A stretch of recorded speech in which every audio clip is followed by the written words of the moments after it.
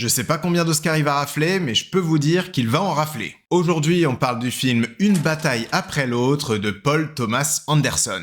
Vous inquiétez pas, je ferai pas de spoiler, vous pouvez rester. Mais qu'est-ce que ça raconte? On va suivre Leonardo DiCaprio et sa fille qui essayent d'échapper au passé révolutionnaire de Leonardo DiCaprio. Je vous en dis pas plus, autant garder un maximum de surprises. Déjà, je voulais parler de la promo du film parce que je l'ai trouvée assez particulière. Je trouve qu'ils ont fait quelque chose qui donnait pas vraiment envie.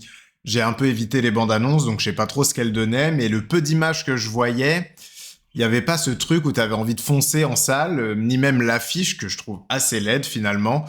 Je sais pas, je pense qu'ils ont pas su comment vendre ce film. Heureusement que sur le papier, il y a les arguments de choix que sont Leonardo DiCaprio, mais surtout Paul Thomas Anderson, parce que de base, il m'aurait pas forcément donné envie. Et bon, vous l'avez bien compris, hein, je pense que c'est l'un des meilleurs films que j'ai vu cette année. Déjà, on parle d'un film qui dure 2h40 et où on ne ressent pas du tout le temps passé, mais vraiment la pression est là constamment, elle est tout le temps renouvelée par des actions supplémentaires qui font que vraiment le temps ne passe pas. On a l'impression de passer 1h30, allez, peut-être 2 heures maximum en salle. Et à chaque fois que je revois un film de Paul Thomas Anderson, je me dis vraiment que la mise en scène est un art à part entière.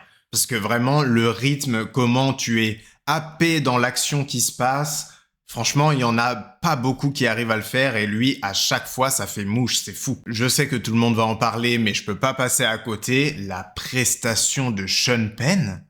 Oh mon dieu, mais quelle dinguerie! Je pense que c'est le meilleur antagoniste que j'ai vu depuis au moins une dizaine d'années. Toutes ces mimiques de visage, sa démarche, franchement, c'est obligé qu'il repart avec l'Oscar du meilleur acteur second rôle. Y a aucun doute. Et puis le reste du casting est aussi excellent, hein. Bon, Leonardo DiCaprio, évidemment, mais Benicio del Toro, trop fort. J'étais trop content de voir Regina Hall aussi dans le film. C'est celle qui joue Brenda dans Scary Movie, si vous voyez pas. Et évidemment, la fille, pour qui c'est son premier rôle, et franchement, elle est impressionnante. Et bon, je vais pas rentrer dans les sujets profonds du film parce qu'il y aurait trop de choses à dire, mais par contre, franchement, qu'ils aient donné un budget aussi gros, je crois que c'est à peu près 150 millions pour un film d'auteur, bon, qui est plein d'actions, hein, mais quand même un film d'auteur, et en plus si politique, c'est une dinguerie. Et c'est pour ça que vous devez aller le voir, c'est pour ça qu'il faut faire de ce film un succès. Je vous propose un petit truc, vous allez le voir ce week-end, et lundi soir sur Twitch à 21h, on en discute ensemble, comme ça, si vous avez pas aimé, on peut en débattre, et je suis sûr que vous allez aimer et on pourra en dire beaucoup de bien. Mais vous le savez bien, tout ça ce n'est que mon avis, faites-vous le vôtre, à bientôt!